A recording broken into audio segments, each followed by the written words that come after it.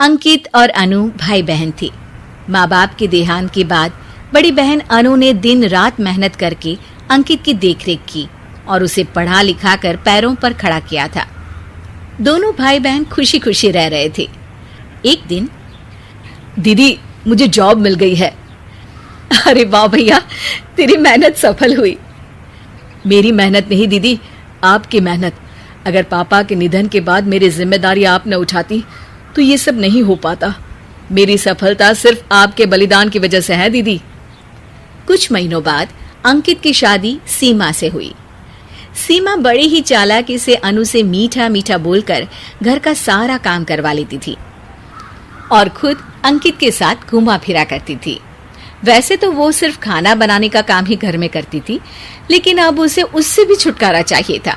इसीलिए एक दिन, दीदी मेरे हाथ का खाना अंकित को पसंद नहीं आता, क्या आप खाना बना दोगी प्लीज? अरे हाँ, ये भी कोई कहने की बात है, जरूर। सीमा इस बात से मन ही मन बड़ा खुश होती है और अगले दिन के झाड़ू पोछे के काम से छुटकारा पाने के लिए एक और तरकीब लड़ाती है।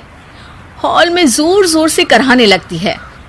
उसके कराहने की आवाज सुनकर अनु हॉल में भागती हुई आती है। क्या हुआ सीमा? दीदी लगता है मेरी कमर अकड़ गई है।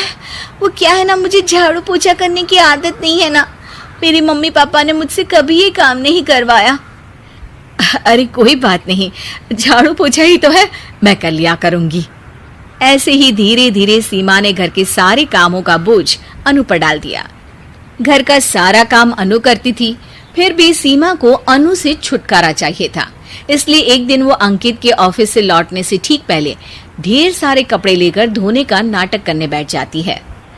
अरे सीमा, इतने कपड़े? अब क्या करूं, अकेली पड़ जाती हूँ। करना तो मुझे ही है ना। अरे दीदी से मदद ले लेती। अच्छा, ताकि सारा जमाना कहे कि भाभी बड़ी ननद से काम करवा रही है।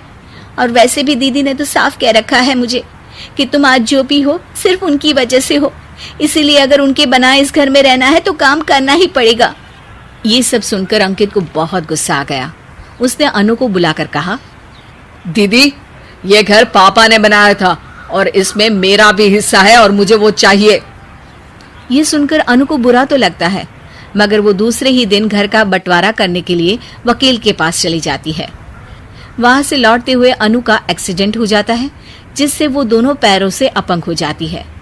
अब मजबूरन उसकी पूरी देखरेख सीमा को करनी पड़ती है। एक दिन सारे कामों से थक कर सीमा अंकित से कहती है, अजी सुनते हो, अब मुझसे तुम्हारी ये बहन की सेवा ना होगी। अगर कल तक तुम इसका बंदोबस्त नहीं करते तो मैं घर छोड़कर चली जाऊंगी। अरे ये कैसी बातें कर रही हो? इस हालत में वो कहाँ जाएंगी? मैं कुछ नहीं जानती, बस कल ये इस घर में मुझे दिखनी नहीं चाहिए।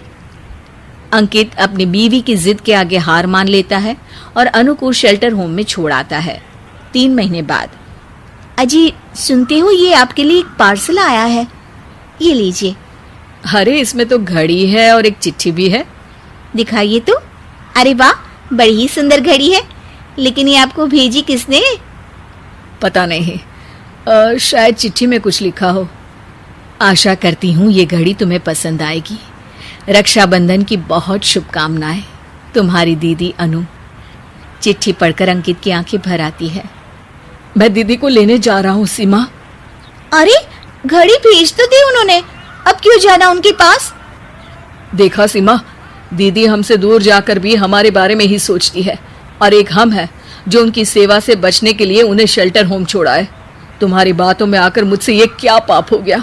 मैं जा रहा हूँ दीदी को लेने, और जब मैं वापस आऊं तो तुम मुझे हमारे घर में मत दिखना। इतना कहकर अंकित अनु को लेने निकल जाता है।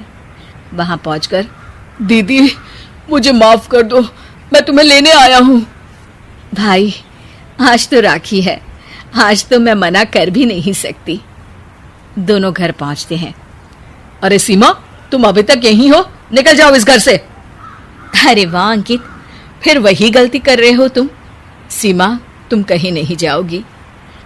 दीदी मुझे माफ कर दो, मुझसे गलती हो गई।